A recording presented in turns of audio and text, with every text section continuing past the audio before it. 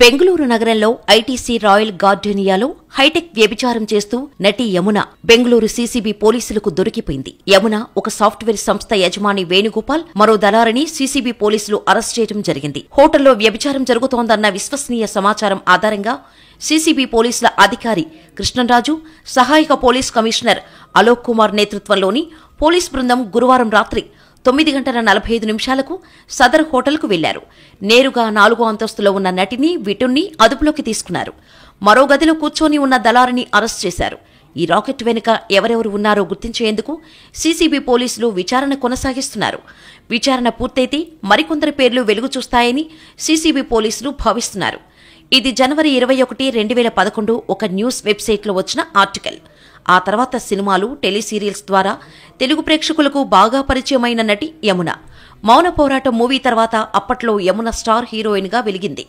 నటనతో పాటు అప్పట్లో బాగా అందంగా ఉండే హీరోయిన్ అనే పేరు తెచ్చుకున్నారు.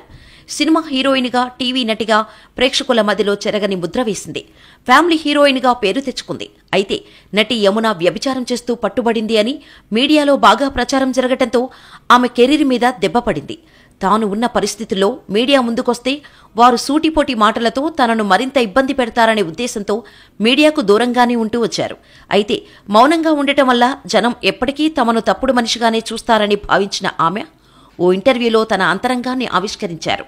తాను ఎలాంటి తప్పు చేయలేదని, కావాలనే తనను ఇరికించారని యమున కన్నీళ్లు పెట్టుకున్నారు. ఆ రోజు తనకు సంబంధం లేకపోయినా లేనిపోని అభాండాలు వేశారని, నేను ఐటీసీ హోటల్లో పట్టుబడ్డట్టు ప్రచారం చేశారని, కానీ నేను ఆ రోజు ఏ హోటల్కి వెళ్లలేదని, తనపై వ్యభిచారం చేసినట్టు రూమర్స్ రావటంతో బతకాలనిపించలేదు. ఆత్మహత్య చేసుకోవాలనుకున్నాను. నేను ఏం చేసుకుంటానో అని మా వాళ్లంతా నన్ను కంటికి రెప్పలా చూసుకున్నారు. తలుపు వేసుకుని ఉండనిచ్చేవారు కాదు. నా భర్త నాకు చాలా ధైర్యమిచ్చారు. ఇలా న్యూస్ రాగానే చాలా డిప్రెషన్లోకి వెళ్లిపోయాను. నన్ను హాస్పిటల్లో పెట్టేశారు. డాక్టర్స్, నర్సులు నన్ను చాలా జాగ్రత్తగా చూసుకున్నారు. సుమారు 3-4 రోజులు నేను హాస్పిటల్లోనే ఉన్నాను. నేను కాస్త కోలుకోవటంతో డాక్టర్స్ డిశ్చార్జ్ చేస్తానన్నారు. అయితే ఆ రోజే నేను టీవీ ఆన్ చేశాను. అందులో నా గురించి న్యూస్. ఆ ఛానల్లో ఎంత దారుణంగా చూపిస్తున్నారంటే, ముందు నా ఫోటో, వెనక బ్యాడ్ విజువల్స్ ప్లే చేస్తున్నారు. రెడ్ హ్యాండెడ్గా దొరికింది అని చెబుతున్నారు. చూసే వాళ్ళకి ఎలా ఉందంటే, ఆ వీడియోలో ఉన్నది నేనే అన్నట్టుగా ఉంది. చూడగానే పెద్ద పెద్దగా అరుస్తూ చచ్చిపోతానని చాలా ఏడ్చాను. ఆ రోజు నేను కేవలం ఏ తప్పు చేయలేదని మాత్రమే నిరూపించుకోగలిగాను. నన్ను ఇరికిచ్చింది ఎవరు అనేది పూర్తిగా తెలుసుకోలేకపోయాను. ఎందుకంటే నాకు కొన్ని మెసేజ్లు వచ్చాయి. నీకు ఇలా జరిగినందుకు మేము కూడా బాధపడుతున్నాం. అయిందేదో అయింది, ఇక్కడితో వదిలేయ్ అని మెసేజెస్ వచ్చాయి. బహుశా నేను చాలా మందితో రెబల్గా ఉంటూ వచ్చాను. వాళ్లల్లో ఎవరో కావాలని ఇలా చేశారనుకున్నాను. కేవలం ఈ విషయం వదిలేయటానికి నా ఫ్యామిలీ కూడా కారణం. వాళ్ల కోసం ఆలోచించి ఈ విషయం వదిలేశాను. నేను చనిపోతే పిల్లలకు చెడ్డ పేరు రాకుండా ఉంటుందని భావించాను. ఆత్మహత్య చేసుకోవాలని నిర్ణయించుకున్నాను. అయితే నేను చనిపోతే పిల్లల పరిస్థితి ఏంటి అని స్నేహితులు సూచించారు. వారి కోసం బతికేందుకు మనోధైర్యాన్ని నింపుకున్నాను. నిజం ఎప్పటికైనా ప్రజలకు తెలియచేయాలి. నేను ఏ తప్పు చేయలేదు అని ప్రజలు నమ్ముతారని నమ్మకం నాకు ఉంది. నిజానికి తప్పు చేయనప్పుడే ఎక్కువ పెయిన్ ఉంటుంది. తప్పు చేసేదాన్ని అయితే ఇన్ఫ్లుయెన్స్తో బయటకు వచ్చేదాన్ని కదా అంటూ ఎమోషనల్ అయ్యారు. నా భర్త సాఫ్ట్వేర్ ఇంజనీరింగ్, మాది అరేంజ్డ్ మ్యారేజ్. నా మీద ఆ నిందపడిన సమయంలో నా భర్త, నా అత్తింటి వాళ్ళు నాకు సపోర్టుగా ఉన్నారు. పైగా నాకు ఫైనాన్షియల్ ఇంట్రెస్ట్ లేదు.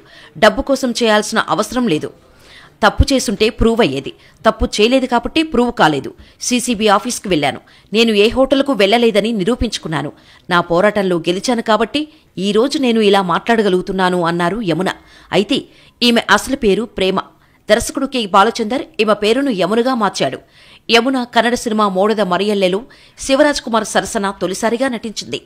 ఈమె సుమారు 50 తెలుగు, కన్నడ చిత్రాలలో కథానాయికగా నటించింది. 1989లో విడుదలైన మౌన పోరాటం సినిమా ద్వారా ఈమెకు నటిగా మంచి పేరును తీసుకొచ్చింది.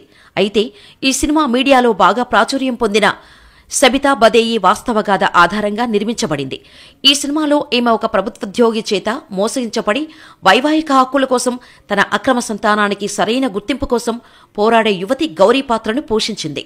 ఈమె తర్వాత వినోద్ కుమార్ సరసన మరో అవార్డు చిత్రం మామగారులో కూడా నటించింది.